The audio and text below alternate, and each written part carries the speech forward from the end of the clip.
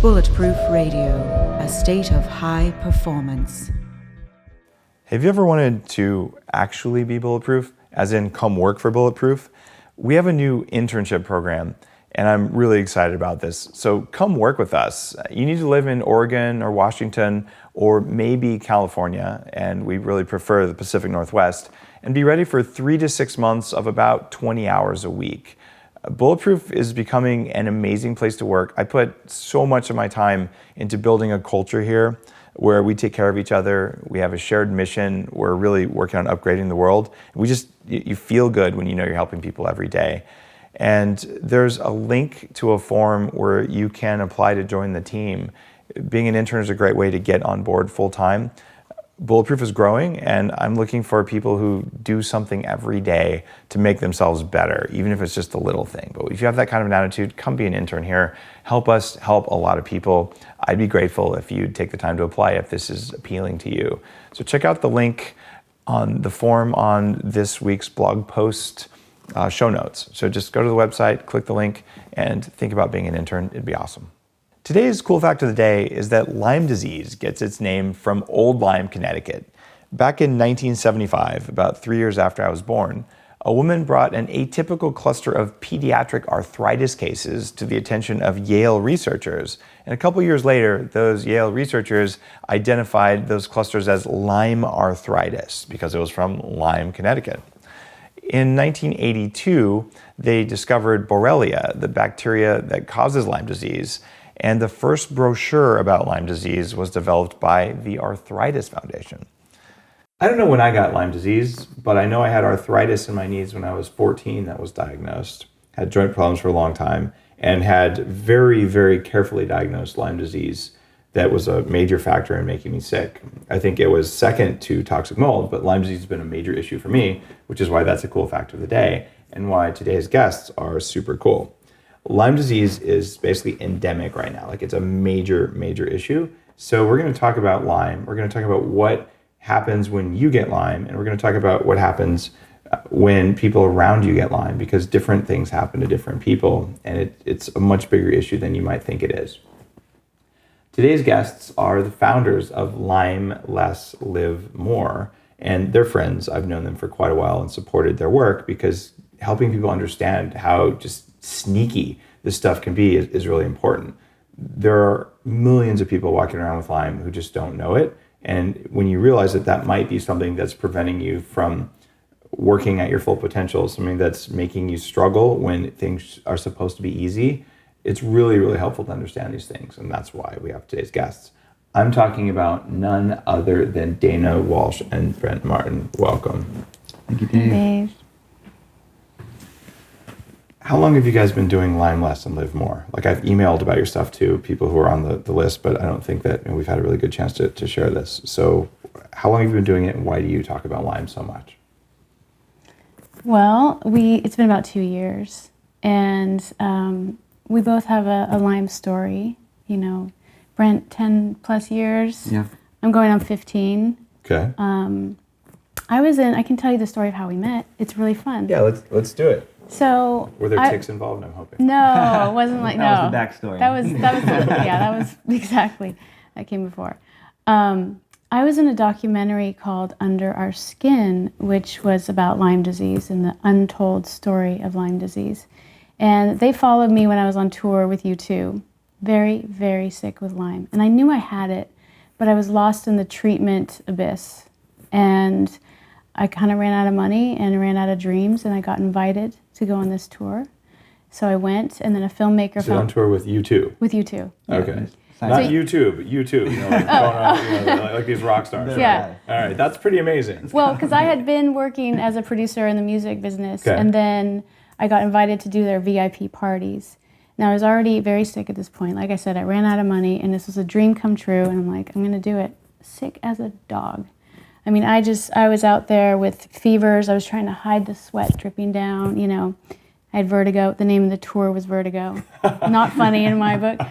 But I did it for 4 months, and I'm glad I did. And then they filmmakers followed me to meet Dr. Klinghardt, whom I eventually moved up there to treat with for about... Dr. Klinghardt, for people listening, he's a kind of a well-known guy in alternative medicine. Yeah. He was in Moldy, my documentary about toxic mold, and just one of those guys who knows an incredible amount, specifically about Lyme disease. He was at the dinner table the first night I had dinner with the woman who's now my wife, and we were talking about Lyme disease more than 10 years ago. Wow. I actually shared a room with him once at A4M. So he's one of those guys who just knows weird stuff. And that's why we love him. That's why we love him. And that's why he gets people well. So again, they followed me up to meet Dr. Klinghardt and then move there. So I treated with Klinghardt for 3 years full time, and that means every day at the clinic, all day, back and forth. And then I was well enough to move back to the Bay Area, and I was kind of in this weird space of not wanting to talk about Lyme anymore. You know, you kind of get yourself out of that hole, and it was like, I don't really want to relive that.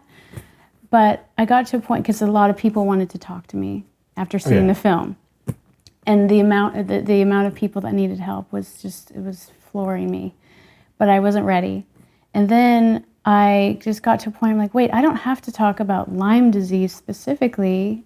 I want to talk about what comes with it and how to heal. Because we know it's not just Lyme disease. It's so much more that comes with it.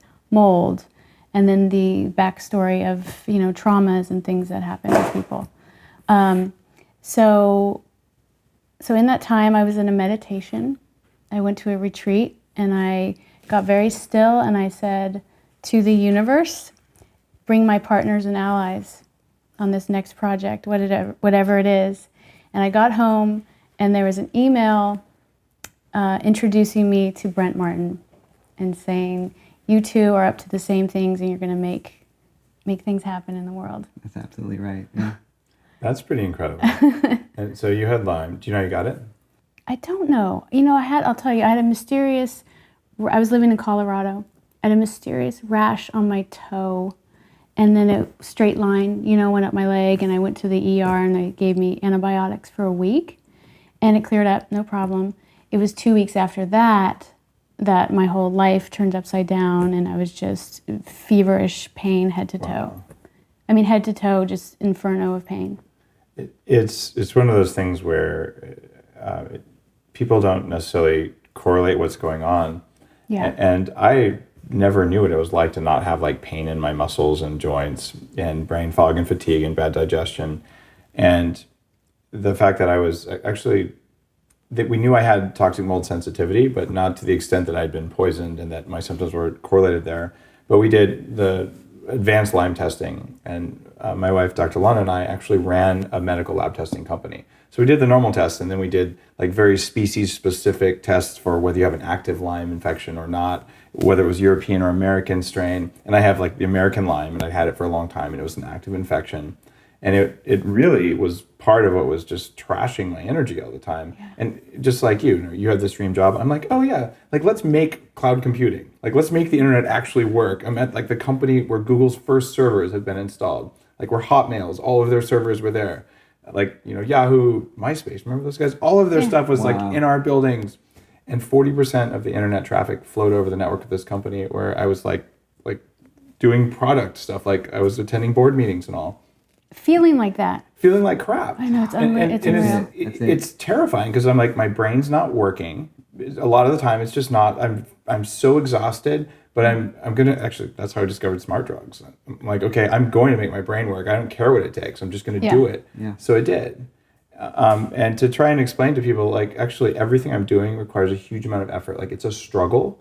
And maybe it's not for you. And like, there's a reason I'm not having beer, because I want to actually function tomorrow at work, because little things that maybe don't make most people noticeably weak, they're little chinks in the armor. Yeah. But for someone who is dealing with excessive toxins from an infection like that, it like those matter more. And that's why I'm aware of those things, and why even for healthy people, like, stop doing those little things that make you weak, and you're okay. Mm-hmm. When you look at like what was documented in under our skin, under our skin, under my skin, your skin, skin, no, everybody's skin, everyone's skin, a lot of skin. So under our skin, you documented like your struggle with that. In Moldy, I went out and found a dozen people who had almost identical symptoms to Lyme disease. Yeah. These were people who had mold in their houses. And there's this huge correlation where if you have mold and you had Lyme in your body, the Lyme is likely to get worse because the toxins are synergistic. They're biochemically very similar. Yeah. And we know like 28% of people are genetically way more susceptible to those mold toxins. And those are the same people who are going to get sick and stay sick from Lyme. So when you look at under our skin, you look at moldy, you see these people who are like trashed. Yeah. And what most people don't understand is like, I was trashed at that level. You're unable to regulate your emotions. And I remember there was a time when I'm working for this absolute just gem of a guy. The guy who taught me how to like lead and just this level of integrity and amazingness even in a company culture that wasn't very good. His name was Peter. And he had just in a team meeting at a team where I was the first team member, and we built this team. We hired some of my students from a program I used to run at the University of California, and we're growing like a strategy team at this incredible company. And he says, Dave, I'm going to make you team leader, which is like, holy crap. Wow, I was having a really bad morning, right? Like I was zombified. And instead of saying like, all right, I'm going to do right, like, thank you. What I said was, I know what team leader, like, what a dick move. I'm like, I know what, I know what team leader means. It means that you don't get paid more, and it means a lot more work. Like, gee, thanks. But okay, what, like, the opposite of how I am today, like when I'm in full control of my faculties. And afterwards, to his credit, instead of being like, hey, F you, like, you're out of here, which is what some managers would have done, Peter sat me down and goes, Dave, like, you did that in front of the whole team. Like, that's a career move for you. Like, what's going on? Instead of like, you're a jerk, it was like something's wrong. Yeah. And I thought about it. I'm like, I have chronic fatigue syndrome because that's what I'd been diagnosed with, and fibromyalgia and a bunch of other stuff. Right. And I'm like, so I guess I'm just, having a bad day. Like, that's just how it is. But that was, lack of ability to control my emotions. Very common when you have these toxins in your prefrontal cortex. Yeah. A couple of years after that, I did my SPECT scan with Dr. Amen, who's also been a guest on Bulletproof Radio and someone I featured in Moldy. And when they looked at my brain at that time from, I don't know if it was mold or Lyme. I suspect it was more mold given where I was living, but I had Lyme too. Yeah. They looked at my brain scan, and Dr. Amen said, Dave, you have the brain of a hardcore street drug addict, like someone living under a bridge. That's what your brain looks like. And the guy who looked at my brainwaves back at the time, one of the guys who trained with Dr. Amen, said, Dave, inside your brain is total chaos. I don't know how you're standing here in front of me, much less getting your MBA at Wharton while working full-time at a startup. Like, it's not possible that someone with a trash brain.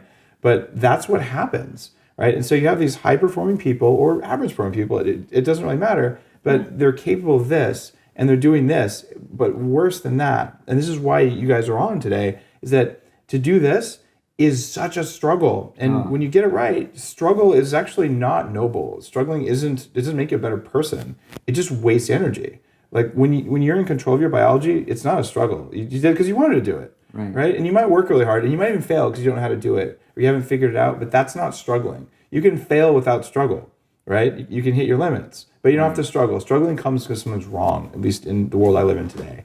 So sorry to get off my soapbox here, but like, that's a good happy you guys are here to talk about it. No, because you got through the day by sheer will. Yeah. And it doesn't have to be that hard. And then, like you said, opening all that energy, it's just a whole new reality. And you did the same thing, right? With you put one foot in front of the other to go on tour with YouTube. Yeah. With YouTube. With YouTube. It's easy to say, right? Yeah. Yeah. Yeah, but the experience was amazing because we sort of, as a long-term Lyme mold person with chronic infections, you kind of learn to live sort of outside of yourself. So I just kind of ignored my body and just... That's what happens. Yeah, it's sort of this dissociation that happens. And so while the experience was amazing, on one level, I was just not really even present for a lot of it. So just pushing through. But what a return to life, after 15 years and Brent 10. So yeah, it's... So we were talking about your story here, and I got on a soapbox and totally trounced on your story. Like, screw your story, man. Hear mine. No, it's great. But how did you get Lyme? How did you know you had Lyme? And what did it do to you? Like help me understand. Oh my goodness. I came from an athlete standpoint. Graduated from LSU, ran cross country and track at LSU, high level competitor, and continued after I graduated working in industry.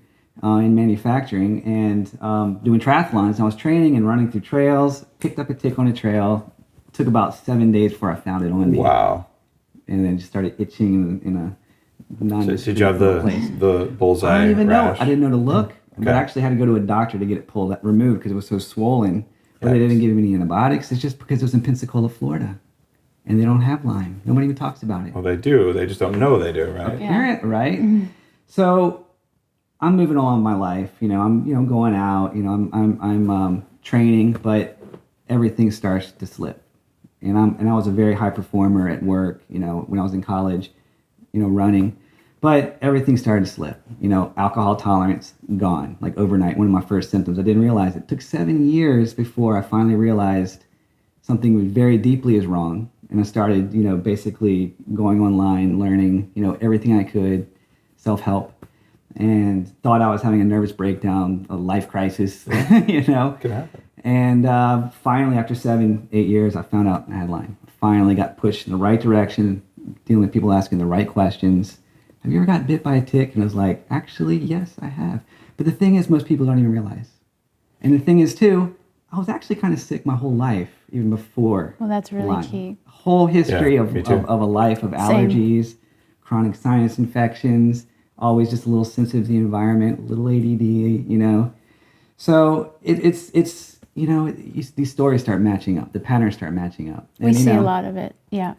My lab, I luckily tested positive for it, but most people don't. But I was also doing other treatments going into that, so maybe it raised my immune system to catch it. Dana got tested, her doctor was telling her, how are you even walking around with these kind of lab results? Well, same thing. It's important to say misdiagnosed. 6 years, fibromyalgia, and pain, inferno, I'm going to piss off everyone right now. I don't believe in fibromyalgia or chronic fatigue syndrome. real. I believe in You don't test positive for it. Yeah, I believe in toxic mold or other neurotoxin exposure, and Lyme disease is another neurotoxin exposure. Those are the two biggest sources that I know of. You could also have been swimming in toxic blue-green algae water or something. But basically, these are neurotoxins, is what they are. Neurotoxin, heavy metals can throw that in the group too. Yeah. And it's basically we're this group of people who are super susceptible to toxins. Our bodies maybe not be able to dump the toxins right, and all of a sudden, for Dana, she was having the major pain, huge pain in joint and fibro issues. Me, it was all no pain. Maybe it's because I'm an athlete. I don't know, but cognitive, moods, like anger, just Yeah, the anger, memory loss. I mean, it was that, and trying to be race my way up to corporate America. Playing the rat race.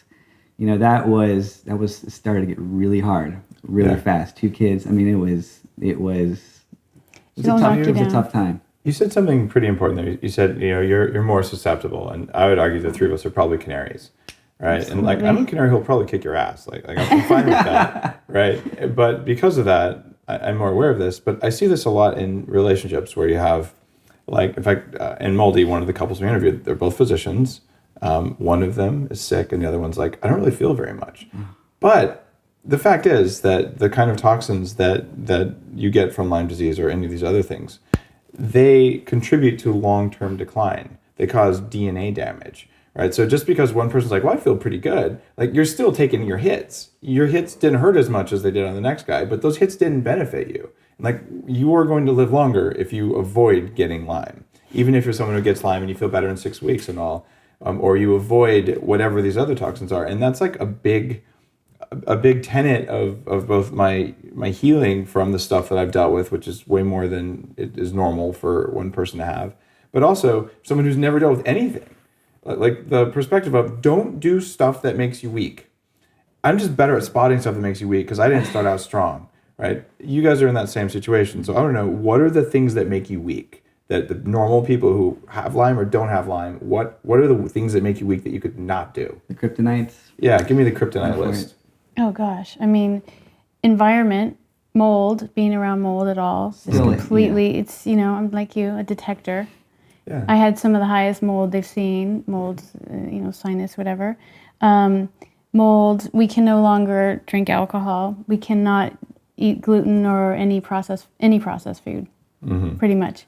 I mean, if I had a piece of fruit that's, non-organic, So I mean, very sensitive. Non-organic fruit. So let's say that someone doesn't have Lyme disease, and they're like, "All right, I'm at the hotel. I don't know if this is, this piece of cantaloupe is organic or not." Yeah. Right. So there's a level of kryptoniteness of foods, right? Yeah. So you guys are pretty extreme. If non-organic fruit makes you feel unwell, like, okay, so you're really sensitive. Yeah. Like, I can eat non-organic stuff. I just think it's not a very good idea. Yeah. But I might eat non-organic vegetables at a restaurant because, well, it was better than eating that crappy chicken, which seriously, like, I'm not eating industrial meat. That's just wrong. Like on every level, right? That's a good point. Yeah. So there's a level of sort of stuff that like, okay, like no one should do that. Yeah. Like, what are some of the really big kryptonites that you spot? Like the things you're like, oh, EMFs. really? So EMFs have a really big effect. Wi-Fi, and Big one. It doesn't mean that we don't, of course, we have an online business, so we're constantly in the Wi-Fi field, but we have to take breaks, and we know how to do that, and ground and earthing and all that to recover. So now you've just maybe told half the people listening that you're total crackpots, right? I'm just kidding. essentially. That's how we roll. That's how we feel. That's our we can feel sometimes. You know what's interesting is, there's a whole controversy in Lyme being chronic, and, we've done treatments for years, in the past, and personally I've been 3 years without treatment. You've been about the same, and really kind of moved past it. But there's always that, lingering, do we still have Lyme or not? I still feel the environment. I still have that mold sensitivity. It's almost like when you get Lyme or major mold exposure, if you're that sensitive person, we were sensitive before we had it, we're still kind of stay sensitive. Our bodies are kind of stay tweaked after. And so we basically have to learn to live in different set of rules. And that's really why we created Lyme Less Live More. It's like, how can we really live more, accept what is, and how do we really learn to live more with a new set of circumstances? And just look, there's a whole life out there that's still beautiful. And to your point, we're making better choices now. Yeah, you can change the environment to suit your own biology. And it's totally true. Different people have different biological limits, and things that might make you weak are maybe okay for someone else. And this is where it gets a little bit weird, like Wi-Fi, for instance. So we have Wi-Fi on right now. I recognize that Wi-Fi is something that makes biological systems, by and large, a little bit weaker. And some people who are on the cusp, it's the straw that breaks the camel's back, right? Yeah. So if you only have this much resilience, you really want to be careful about Wi-Fi. If you have this much resilience, you still should be careful about Wi-Fi because it doesn't add anything. So having Wi-Fi makes life better because you can get access to data and things like that. It's really cool. But when you're asleep, seriously, turn off the Wi-Fi. It doesn't cost you anything to do that. Yeah. Get a cell phone away from your head. There's so many little things. And so this is about risk management. And to say, well, it's not going to hurt me, I'm strong. It's meat-headed that way. Yeah. You can say, it's not that harmful for me. At least I don't think it is, even though, well, wait, there's a couple studies, but maybe I'm just going to choose to invalidate the studies because I don't like the results, which a lot of people do. And sometimes the studies are bad. It's questionable. Yeah. But no matter what's going on there, the argument for sleeping with Wi-Fi on isn't very strong. So if there's potential risk, everyone should do that. And if it's someone who's like, wow, I don't have the kind of energy that I once did, something's really wrong, maybe you should be more aware than others.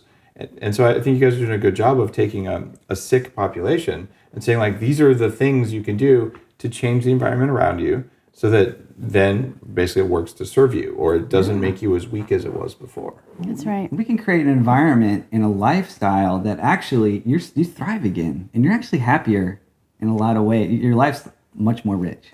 Well, we're the canaries, so we have to take steps and measures.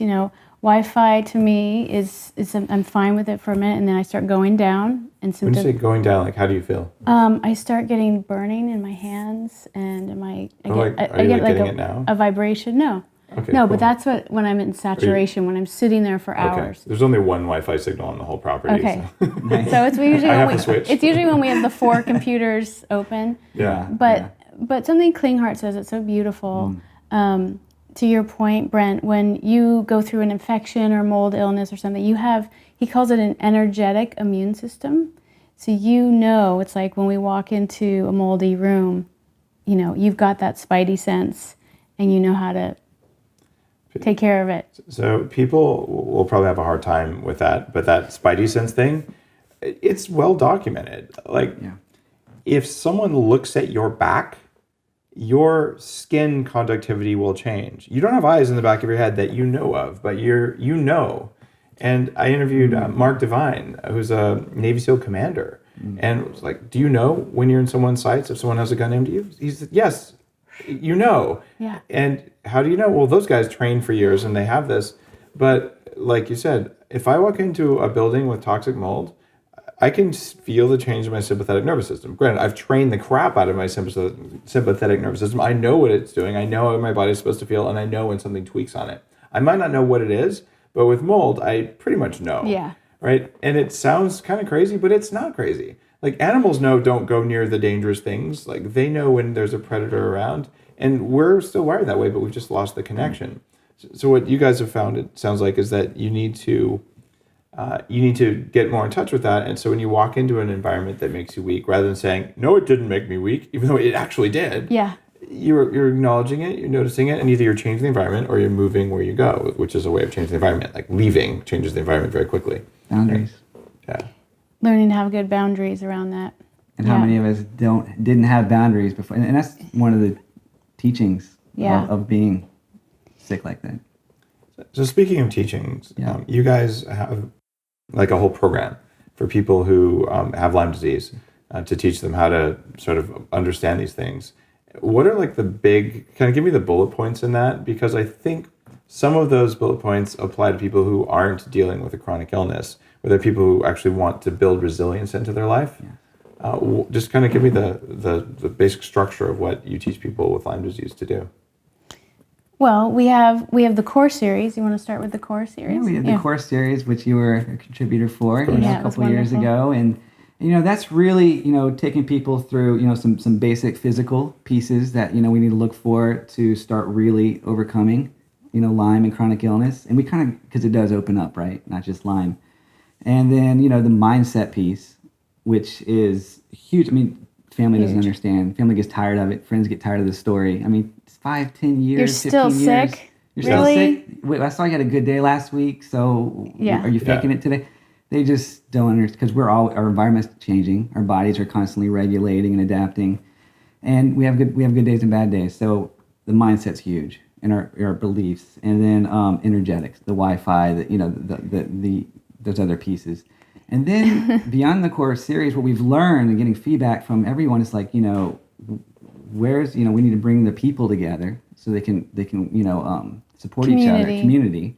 And then we started doing seasonal cleanses where we are bringing people in and showing them, like, these are sensitive people, and the normal hardcore cleansing doesn't always work. Mm-hmm. We basically have another set of rules, and that's what we've identified and brought together to kind of gently help people learn more self-care. Okay. It's about self-care, really. Self-care. I mean, and we're trying to change the name maybe, because cleanses sounds really scary, and it sounds like you're gonna deplete yourself. And sometimes it's more fun to just be dirty. I mean, yeah, exactly. These are nourished. Teaching people how to nourish and rebuild their bodies. That's so important. It's what's lost. And something that we talk about is there's so much information, and particularly for a Lyme, it's a lot to take in. Why don't we just do this together? Let's get some good habits, adding some good Himalayan salt into your diet, hydration, looking at mindset, looking through different exercises. It's a beautiful transformational program. Awesome. And seasonal. Where do people find out more about that kind of stuff? Because there are a good number of people with Lyme and mold, or other people who are just like, there's something, I don't know what it is, who might benefit from this. What's the URL? Where should people go to learn more about this? Yeah, go to lymelesslivemore.com, and all the information is there. And it's Lyme Less because it's not just about Lyme. It's not just about that, right? Yeah. We're acknowledging, and our community is growing. We're getting people with cancer, mold illness, of course, and it's about living more with it. That's really cool, and it matters for people. I think there's a lot of people who are you hit a wall, and then you're there. And you're like, okay, I'm going to do whatever it takes, and then you start paying attention to the inconvenient things. And certainly I hit that wall, and like, let me spend all of my money and all of my time fixing that, which happens to a lot of people. And I'm fortunate that I'm like, wait, I can actually do this, and then I can go way beyond where I used to be. But speaking of hitting a wall, we're running out of time because I know you guys are here at Bulletproof Labs at my studios up here on Vancouver Island, and you have to get back for your flight. So thank you for coming up for the interview. The final question, though, that I'm not going to let you get away without asking, and I'm going to ask each of you to give me 2, because normally we say top 3 things that you'd recommend for someone who wants to perform better at everything they do. I didn't say someone with Lyme disease. I just mean someone in general, whether or not they have a disease. So top 3 most important things, except since there's 2 of you, it's 2 and 2. So Dana, let's start with your perspective. 2 most important pieces of advice on earth for someone. I really do think food is a critical piece. Not just because of the nutrient value, but also because it's teaching you self-care. It's teaching you to pay attention to your body, to what you're bringing in. And it's an interesting thing, having good boundaries. Cool. And you mean good environmental boundaries or interpersonal boundaries? Interpersonal, and not feeling afraid to take care of yourself and say no, and, go for those good habits. Awesome. Instead of trying to fit in, like we used to do, that sort of faking it. Just have the pizza and beer even though you're zombified for a week. Exactly. Got it. Zombified is actually a word. Right? It is. It's a Lyme world. It's a Lyme world for sure. All right. Thank you. Brent? It's all about understanding, and it starts with the one is understanding yourself. What are my boundaries? What are my new set of rules? And really becoming more aware of that, and just like having the confidence and just, I'm going to do this for me and who care, not worry about others. And then it's on the other side of that, the understanding, finding others who understand you. When you find other people who understand a community, it's like all of a sudden you're kind of accepted back into life. And that's can just be, you don't have to be alone. You don't have to do it alone. And it's like, you're not alone. You're just not alone. It's hard to find a community like that. That's one of the reasons that I started the Bulletproof Conference, and I'm going to plug it really quick because, it's so relevant. But we have about 1,000 people that we're expecting at the Bulletproof Conference, October 23rd through 25th in LA. Are you guys coming? We just, this trip, we're like, wait, we're going. We got to figure that out. You guys have passes for sure if you're willing to make the trip out there. But it's the sort of thing where I wanted to hang out with people who are like, I'm going to hack things, not hack illness, but like hack wellness. It doesn't matter. We're hacking all day. Build maximum resilience and just maximum performance. So to be able to spend 3 days with 1,000 people for me is like woohoo! Like I've been looking forward to this all year, and with maybe about 3 dozen companies bringing some cool toys to play with that. You don't have to be sick to get a huge benefit from them, and if you are sick, you probably will. But if you're well, you'll still be like, holy crap, what just happened? That was an upgrade. So that's what it's about, and it's all about community. So you kind of struck a nerve for me there. I hadn't even thought about that. It's a beautiful thing, and it's not to be underutilized. I mean, it's we need it. We're a social species, social animals, and let's do the right communities, not the life-sucking ones, the vampire ones. Like we need to do the building ones, the nurturing. All right. Well, I know you guys have to get out for your flight. So thank you, Brent and Dana from LymeLessLiveMore.com for coming here on Bulletproof Radio. Have an awesome drive to the airport on sunny, beautiful Vancouver Island. Thanks for having us. It's been great here, Dave. Thank you. A little while ago, actually like 2 days ago from when I'm recording this, I posted on Facebook a question that said, hey, give me your Q&A. Like, tell me the questions you want me to answer so I can answer them. When I do a longer episode, Dr. Mark and I usually sit down and go through the Q&A. But because we had time on today's episode, I'm just going to answer a couple of these, and I'll work on doing this sometimes just so you can get more of this kind of direct feedback. So pardon me for looking at my phone here, but I'm looking at our Facebook page that's live. So if you were to ask me something right now, I might answer it. First question from Matteo Tenzera. What do you think about brewing your coffee with a Chemex? So Chemex is very similar to a pour-over. In fact, I have the equivalent of a Chemex floating around in the Bulletproof Coffee Labs up here. And what is it? It's a big rounded glass flask, and you fold a paper filter into a cone shape, and you pour the water over it very slowly. So basically, I'm a fan of doing that. The problem is that paper filter adds flavor, which you don't necessarily want, and it can add chemicals, and paper absorbs coffee oils. Coffee oils have benefits. You can search what these are. Coffee oils also raise LDL, but they don't raise inflammation, as far as I can tell from the research that I've seen. So what you can do to get the more robust flavor, as well as to get the biological effects of the coffee oils, then you can get what's called an Able filter that fits inside your Chemex. This is a laser printed stainless steel or gold filter. So you put the coffee in, you pour the water over it. Short answer is I like the Chemex. It's very similar to doing the Hario style pour over. And you could do a French press. Anything with a metal filter and water that's heated to above 175 degrees is ideal. Most commercial coffee makers most home coffee makers use water that's 175. You want to be closer to 200 when you're brewing good coffee. That's a huge difference. Next one from Julie Fisher. Do you recommend taking a break from supplements ever? If so, how long and what would the benefits be? I absolutely recommend taking breaks from supplements. However, if you have gotten to a certain level of performance by using supplements, and then you just go cold turkey and cut them off entirely, you're probably not going to like what happens if you do that for a long period of time. There's great evidence that for your antioxidants to work well, you should be pulsing them. That means take them for a few days, but skip a day every now and then. Don't take the same amount every single day. And one of the mistakes that I used to make when I started out on vitamins was like, okay, I'm going to be really religious about this. I'll buy a whole bunch of pill boxes and I'll do like 2 weeks at a time and I'll put the same thing. It doesn't work as well as, all right, this morning I didn't get that much sleep last night and I worked out hard the day before. Yikes. I'm going to need more antioxidant, more adrenal support today. So I take more of those. On the weekend, I didn't really have time. I skipped my vitamin C for a while. My cells were like, oh no, vitamin C shortage. What do? Well, this is called keeping your body in a state of readiness. And you can cause hormetic change. This means stress that causes beneficial change.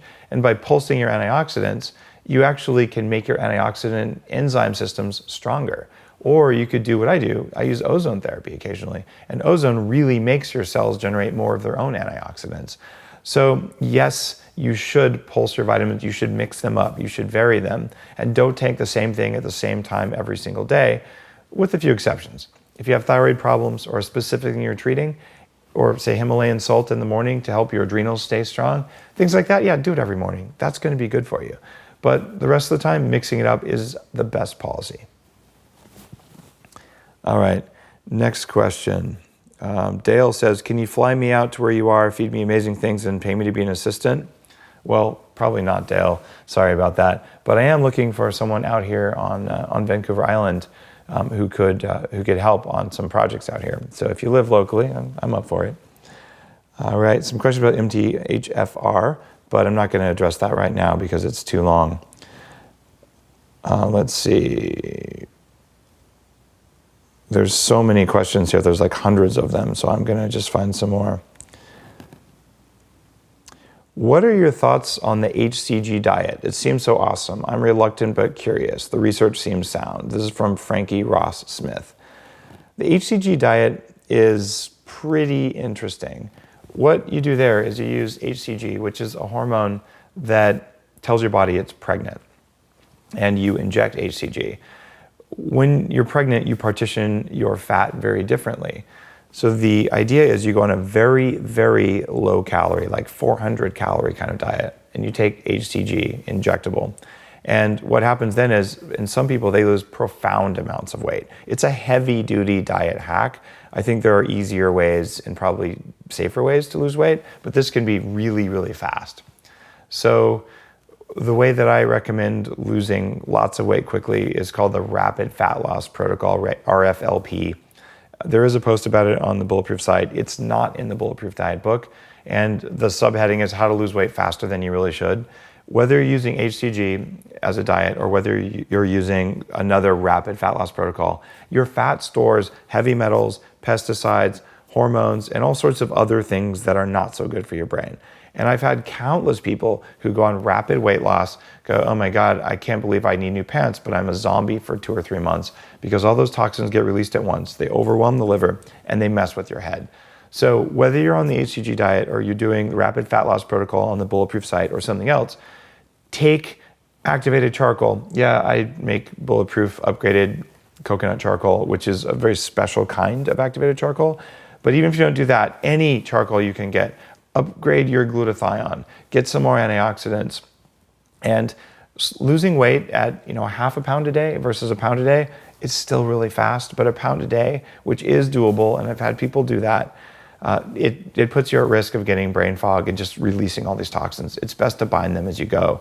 Use infrared saunas and things like that. So maximize detoxing when you maximize the rate of fat loss, whether it's HCG or not. I would recommend trying things without HCG before you start injecting HCG. The other use of HCG that is not dietary is that if you've been on testosterone therapy, like I was for 8 years under a doctor's care to have my levels at normal levels, not abnormal high bodybuilder levels, what can happen is you get testicular atrophy, basically your balls shrink. And when that happens, HCG is oftentimes used for a short period of time to trigger your body to grow them back to their normal size. A lot of guys in the 40 plus anti-aging crowd who are taking testosterone to maintain healthy levels, not to be like superhuman, but just to be like you were when you were 30 instead of like you're gonna be when you're 50. To do that sort of thing as an anti-aging therapy, sometimes they'll go on brief cycles of HCG to maintain their fertility levels and to maintain testicular volume. So that's the other use of HCG that is medically warranted and is pretty useful.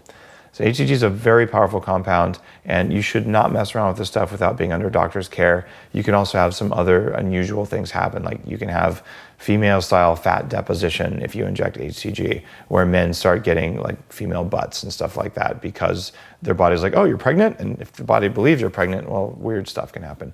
So HCG is not without risk, but if you're under a doctor's care, you're doing the HCG diet, and you're actually cutting your diet down. It's not just low calorie, it's also low fat. There was no evidence about using like brain octane or some of like the weaker medium chain triglycerides like lauric acid that doesn't actually act like a medium chain triglyceride.